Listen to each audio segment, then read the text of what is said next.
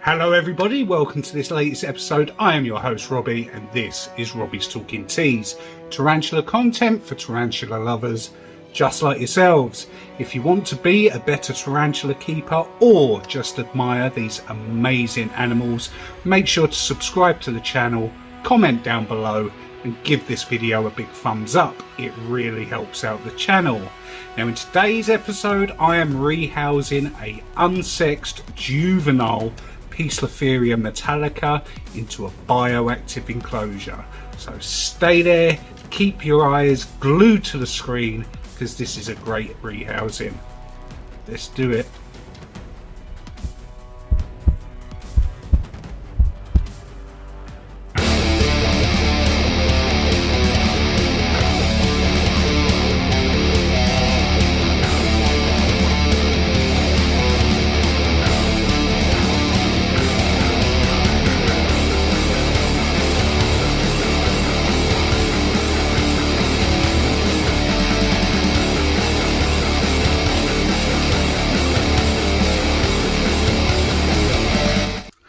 So here we go. In this enclosure here is my unsexed juvenile Poecilotheria metallica. Now those of you who have watched my videos in the past know I do have an adult female that I got a couple of years ago. So I'm really hoping that this one's a male. Now the only problem I've got with this rehousing is this cork bug is stunning. And as you can see, the tarantula is just here. You can just make out the whites on the knees. The only problem I've got is how I'm getting it out. I think my only chance of getting this out, I don't advise people doing this,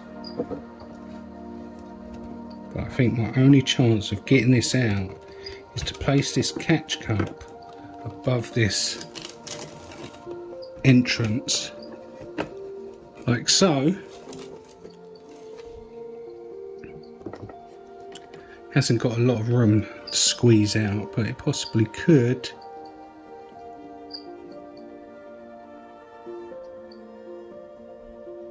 And gently trying to coax the spider out.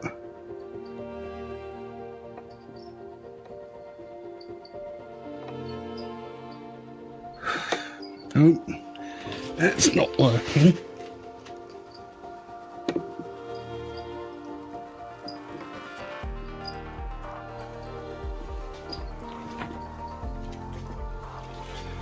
That's not working at all.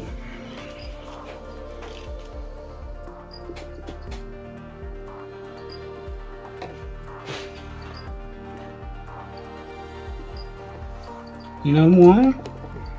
Because there's an exit down the bottom there too.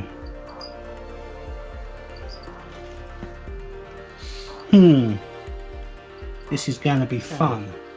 Slight change of plan because there is a hole in the bottom. And unfortunately, the spider is on the ground. So all I'm going to do, lift this out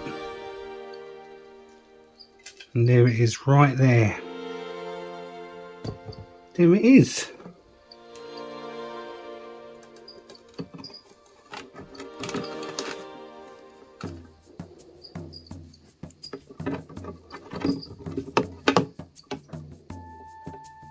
Go on buddy, go on. There you go. Up you go. I really, judging by the markings on this one, I'm not sure whether this is male or female. Let's have a better look at it. Let me just get this lid on properly. Right, so let's give you a little lesson on how to visually sex Poecilotheria metallica. Now, the first thing I look for is on the abdomen. Do you see this black mark that is going horizontally in the center of the abdomen? In females, that mark right there stays dark. And they also keep the dark mark at the bottom of the abdomen, so it looks like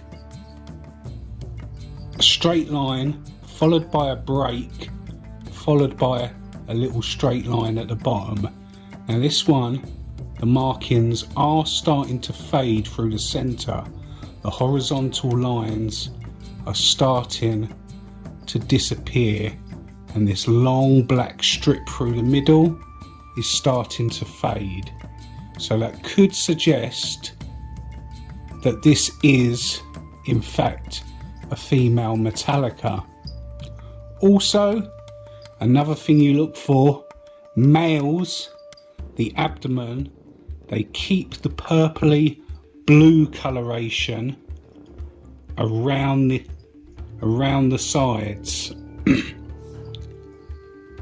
This one, it still has got it slightly, but it is beginning to turn brown.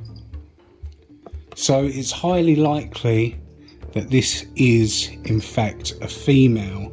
Now I can turn the spider over and hopefully get a good ventral shot if it wants to stop falling around. Beautiful spider. Beautiful spider. It could be in pre-molt because it hasn't got great ability to hold on to the plastic. Now there's the ventral shot. I am going to go as far to say that this is potentially a female. I was hoping for a male because I have already got a female in the collection, but having two females isn't a bad thing. It just means more for a male to breed with in future. And it is a stunning spider, which is why it is my favourite out of all the Poecilotheria. I know a lot of people say they're overrated,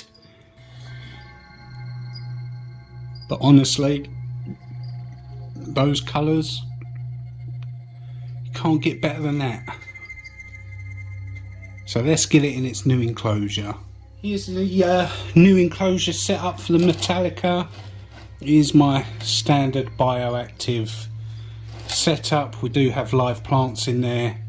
We've got the moss that we collected from Epping Forest. If you haven't watched that video yet, make sure to go and check it out. It's a really good informative video on collecting things from the wild and safely putting them into your enclosures. Anyway, we've also got the cool bark. We've got a couple of other branches and stuff in here, and also the next most important thing, a water dish. It's driving me nuts recently seeing the increase of tarantula owners that are ignoring water dishes and saying they don't need them, which is an absolute myth. That of course they need them. Any living animal on the planet needs a water source, a constant water source, or it will die. I'm going to fill this up so the tarantula has got clean, fresh water to drink. Even if I never see it near the water dish, it doesn't mean it's not using it. Also, we've got the clay balls in there, we've got the draining mesh, and we've got my normal substrate, which is topsoil, cocoa fibre and vermiculite. And that is what I put in all my enclosures. I find it works really well, especially in these bioactive setups. It lets the water pass through it and keeps the humidity inside the enclosure at a nice level. Also in here I have placed spring towels as a little clean-up crew. They're important. They get rid of all the nastiness and all the fungus and the bacteria that can grow inside your enclosures. Even though fungus and mould is not detrimental to your tarantula's health, it is unsightly, so to keep that under control can only be a good thing, right? But anyway, let's get the metallica in there. So here we go. Going to rehouse the metallica into its new enclosure. That is a stunning spider. And I'm going to be careful when taking this lid off, because Poecilotheria, especially metallicas, do have medically significant venom, and the last thing we want to do is get tagged and end up having to make a visit into the hospital because we were silly and careless.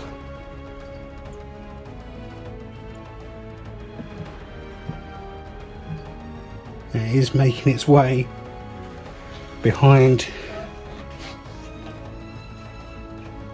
the plant in there, and there she is in all her glory. Now that was a really smooth rehousing of such a beautiful spider. Now if you haven't got one in the collection already, I do recommend you pick them up. They're very easy to keep. I keep mine at 24 degrees Celsius during the day and 18 degrees at night. Obviously they are arboreal, so they do require an arboreal setup. I feed slings and juveniles every other day. Small mealworms, small crickets or small red runners do perfectly. And as adults I feed them once a week a large dubia or a couple of crickets. In pre-molt, these do burrow away, they do hide away for long periods of time, so don't freak out if you don't see them. Now another thing that needs to take note is Poecilotheria metallica. They are photosensitive, so it does help to keep their enclosures a little bit darker. You can see the background there is blacked out. That helps keep the tarantula in a calm state and feel more safe and secure. They are nocturnal, so they come out at night to hunt. So if you keep that in mind, you know, you're going to have a happy spider. Make sure you've got a water dish in the enclosure. Again, it's very important. I can't stress enough how important it is for the tarantula to have a fresh, clean water source.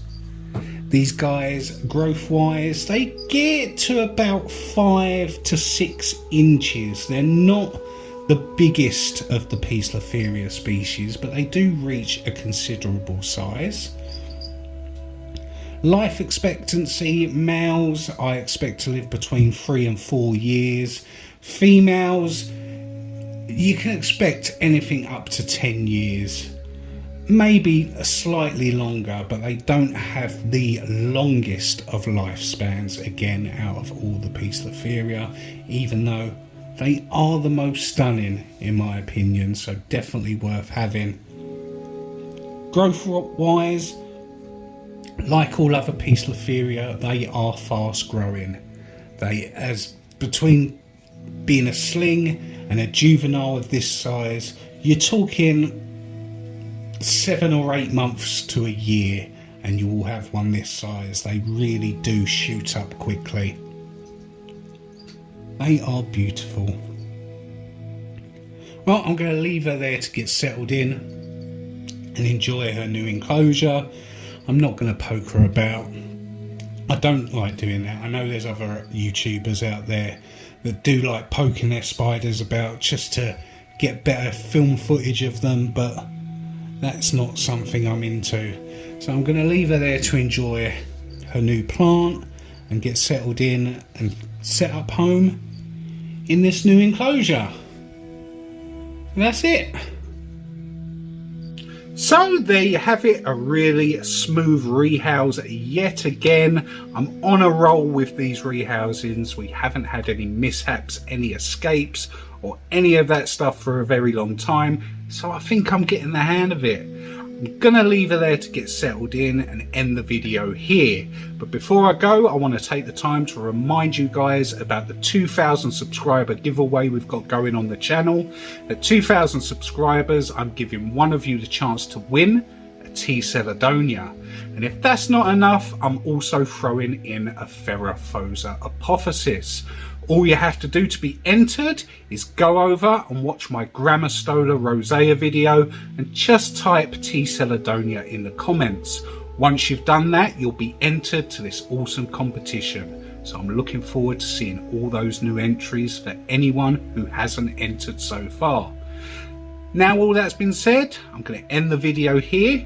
So have a good day, have a good week. I'll see you in the next video. Take care.